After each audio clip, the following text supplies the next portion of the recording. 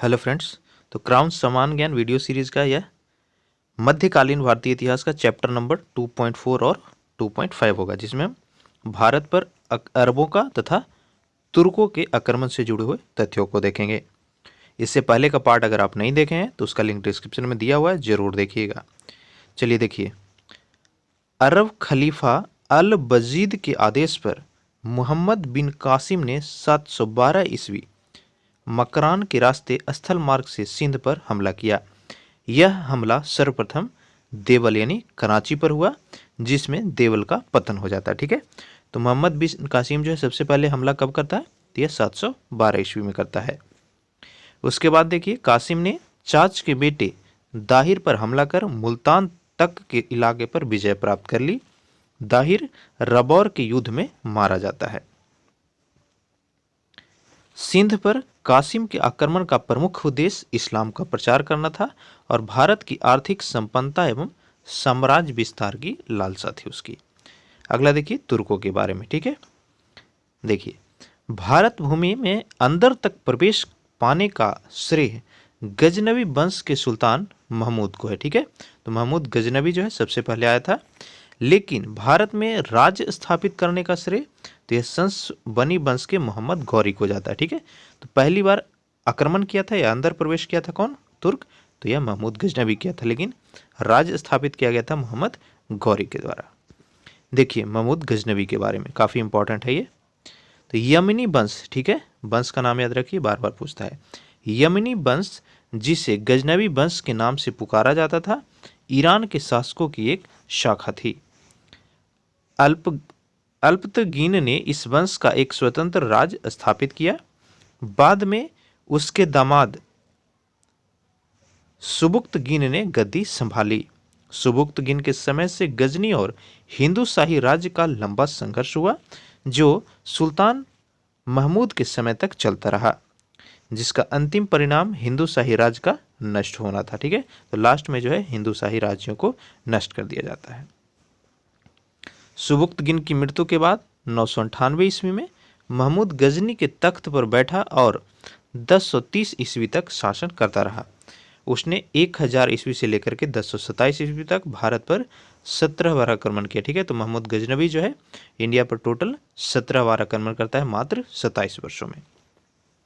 देखिए, महमूद गजनवी जो करता है आक्रमण, उसका प्रमुख कारण क्या क्या था?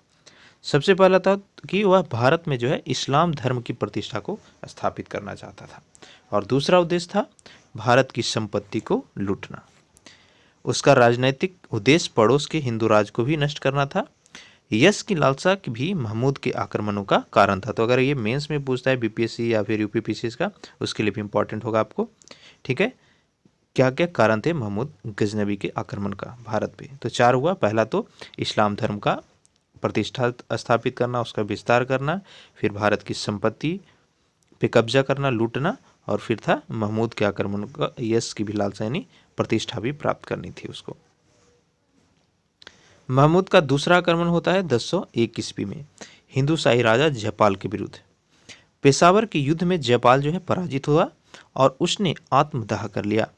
जयपाल का शासन काबुल व पंजाब क्षेत्र में था और वहद उसकी राजधानी थी। ठीक है, नेक्स्ट देखिए 1009 ईस्वी में, तो इसमें जो है महमूद ने जयपाल के पुत्र आनंदपाल को पराजित किया। 1014 में उसने थानेश्वर को लूटा। महमूद 1018 ईस्वी में कन्नौज पर आक्रमण के लिए आया। आगे चलकर उसने मथुरा, वृंदावन पर भी आक्रमण किया और अपार संपत्ति जो है लूटा। यानी मेन पर्पस जो था वह मुस्लिम धर्म की स्थापना यहाँ पे करना और संपत्तियों को लूटना था। देखिए 1025 काफ़ी इंपॉर्टेंट है ये। ठीक है, 1025 ईस्वी में जो है महमूद सोमनाथ मंदिर गुजरात पर आक्रमण करके शिव मंदिर का जो भव्य मंदिर था उसको लूट लिया और मंदिर को पूर्णतः नष्ट कर दिया। इस समय वहाँ का शासक कौन था? भीमवन था। बार बार पूछता है कि जब सोमनाथ पर महमूद गजनवी ने आक्रमण किया तो वहाँ का शासक कौन था? तो आंसर होगा आपको भीमवन। महमूद का अंतिम अभियान यानी लास्ट वार 1027 ईस्वी में वह जाटों के विरुद्ध आक्रमण करता है और उसकी मृत्यु जो है आगे चल करके 1030 ईस्वी में हो जाती है। महमूद के संरक्षण में अलवरनी, फिरदौसी, उच्ची और फारूक आदि विद्यमान रहा करते थे। नेक्स्ट देखिए, अलबरूनी की रचना किताब उल हिंद, जिसका नाम है तारीख हिंद है, यह अरबी भाषा में लिखी गई है। अलबरूनी ने 2 संस्कृत पुस्तकों को अरबी में अनुवाद किया है। पहला सांख्य, जो कि कपिल मुनि के द्वारा लिखा गया था, और दूसरा था महाभाष्य, जिसके लेखक पतंजलि थे। ठीक है, तो तीनों बुक याद रखिए। अलबरूनी के द्वारा लिखे बुक किताबुल हिंद था, कपिल मुनि ने लिखा था सांख्य, और पतंजलि का बुक है महाभाष्य। अगला देखिए, शिहाबुद्दीन उर्फ मुइजुद्दीन मोहम्मद गौरी।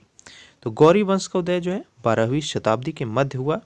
यह तुर्कों पर सांस वंशी वंश था, जो पूर्वी ईरान से आकर गोर प्रदेश में बस गया था। मोहम्मद गौरी ने 12वीं शताब्दी में भारत पर आक्रमण किए और यहाँ पर अपने राज्य की स्थापना की। मोहम्मद गौरी का प्रथम आक्रमण 1175 ईस्वी में मुल्तान पर हुआ। यह आक्रमण गोमल दर्रे से होकर जाता था और इसके बाद उच्च को भी जीत लिया था उसने।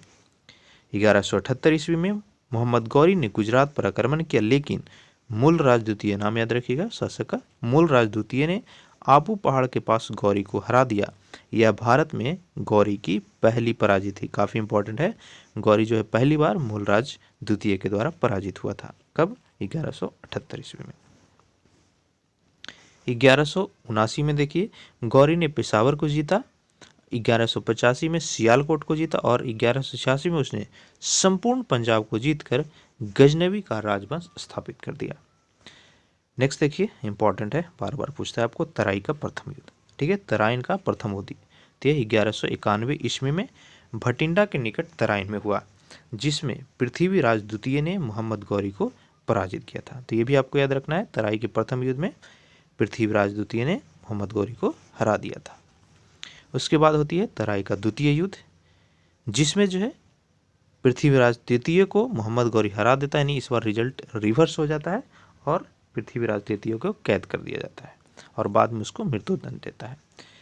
अगला है चंदावर का युद्ध, ये भी बार बार पूछता है। चंदावर का युद्ध यह हुआ था 1194 ईस्वी में, जिसमें मोहम्मद गौरी ने कन्नौज के शासक जयचंद को पराजित करके उसको मार डाला था। नेक्स्ट पॉइंट देखिए, 1193 ईस्वी में गौरी के गुलाम कुतुबुद्दीन ऐबक ने मेरठ और दिल्ली को जीता। 1193 ईस्वी से दिल्ली भारत में गौरी के राज की राजधानी बन गई थी। कुतुबुद्दीन ऐबक ने 1194 में अजमेर को जीता और वहां पर हिंदू एवं जैन मंदिरों को नष्ट करके उनके अवशेषों से दिल्ली में कुबाबत उल इस्लाम मस्जिद बनवाई थी। देखिए, ठीक है, कुतुबुद्दीन ऐबक जो है हिंदू मंदिर मस्जिदों को, हिंदू जैन मंदिर मस्जिदों को, मंदिर को जो है खत्म करता है और मस्जिद का निर्माण करता है उसी के अवशेषों से। क्या सोच रही होगी उसकी। ठीक है, चलिए आगे देखिए। उसके बाद जो है 1196 में अजमेर में संस्कृत विश्वविद्यालय के स्थान पर 2.5 दिन का मकबरा, यानी अभी वहाँ पे 2.5 दिन का झोपड़ा बना हुआ है। प्रश्न पूछता है 2.5 दिन का झोपड़ा किसने बनवाया, तो होगा कुतुबुद्दीन ऐबक। लेकिन वहाँ पे पहले क्या था, तो एक संस्कृत यूनिवर्सिटी थी। नेक्स्ट देखिए, 1205 ईस्वी में गौरी का अंतिम मुकाबला खोखरो से हुआ। मोहम्मद गौरी जब वापस गजनी जा रहा था तो दयामक नामक स्थान पर 15 मार्च 1206, डेट याद रखिए, 15 मार्च 1206 को उसकी हत्या कर दी गई। 1206 ईस्वी में गौरी की मृत्यु के बाद ऐबक ने भारत के गुलाम वंश की नींव रखी थी। ठीक है, तो ये चैप्टर हमारा समाप्त होता है। वीडियो अच्छा लगा हो तो लाइक ज़रूर कीजिएगा, आपका लाइक ही हमें मोटिवेट करता है आपके लिए अच्छे से अच्छे कंटेंट प्रोवाइड करने के लिए।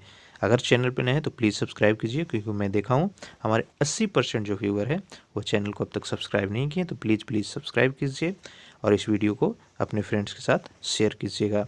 Thank you.